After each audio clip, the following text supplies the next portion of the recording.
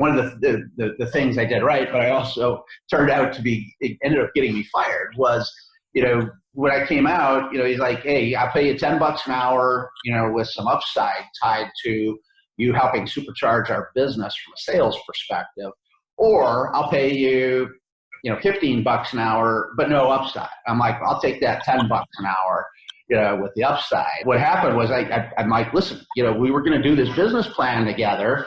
And I mean, that's why I came here. And so I pushed a little too hard one day. At the same time, he's like, Brent's comp went from 20 grand a year to over 60. I'm overpaying him and he's pushing me too hard. And I'm tired. I don't want to work this hard.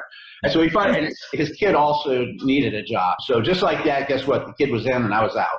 And I was devastated. I was devastated. And it turned out to be a real blessing in disguise. But more importantly is one of the biggest traits of a winner is somebody that's always looking to deliver more than they're paid for, right? So in my opinion, anybody that's got a clock in their head about how much they're making and always says, gosh, I got to be worth more than that. I got to deliver more than I'm being paid for.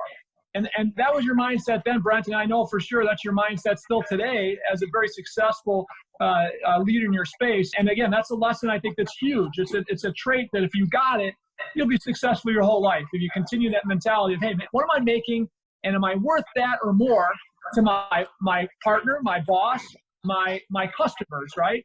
And if you can answer that question as yes every day, man, your value is going to be crazy. I realized to me what's most important is ultimately assuming a leadership role and helping understand what it takes to motivate others around you. And I do think that an element of that comes down to always operating under the assumption that you really can do more than your worth for the organization. And ultimately, through that process, you up-level the entire group that surrounds you. And everyone becomes more motivated as a result of that. And ultimately, you accomplish your goals faster and you can set new goals faster. One of the things I tell some of our younger advisors nowadays, and it's one of the things I've learned through School of Hard Knocks, is you don't have to have all the answers, okay? But you need to be confident and authentic and honest. So in other words, if I'm talking to somebody and they ask me a question, it's a question either I don't know or I don't even understand, it's okay to say, I don't know that as long as, but I'll find out for you. And so I used to think like I had to have all the answers. No, you don't. You just need to know a little bit more than the person you're talking to, and that's the subject matter area. You need to be authentic. You need to be confident and willing to go do whatever preparation is necessary, whether that's researching something or finding a resource that is able to address the need. We wanted this to be bigger than any of us. So it wasn't about individual egos. It wasn't about our individual brands. It was about building something that created, again, getting back to that pie, possible pie, and creating great value for our clients, creating great value increasingly for our team, because, what we realized at some point is like, hey, our team are frankly more important than our clients. Why? Because if we take care of our team are going to take care of our clients. And there was only so many clients that the three founders could handle. So increasingly, that they were on the front lines. And so we built this, great teamwork approach to, creating value and building a brand.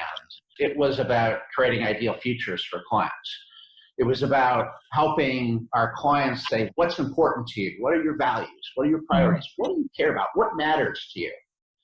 And if you start out with that end in mind, this is, for a given client or family, this is what they care about. This is what matters. We do M&A as a way to move into new markets, to increase our density, and to acquire really top talent that we couldn't otherwise hire. And why is that? Well, it's M&A, just inorganic growth is really hard because of, culture differences and complexities. But we first and foremost want to grow organically.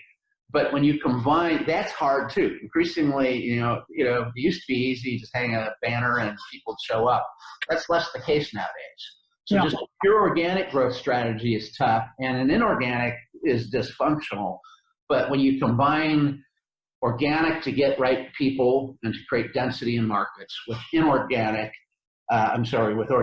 which is really, focusing on, really creating value and adding new clients. We believe that to be kind of the gold standard. At the end of the day, what I've learned is you can take smart, hardworking people that share values, that share a vision, that are committed, and teach them technical aspects of the business. Mm-hmm. But you can't take people that don't have integrity and make them have integrity. You can't take people that don't want to grow and make them grow. You can't take disrespectful people who lack humility and give them humility. You can't take people that are comfortable to be a C player and make them an A player.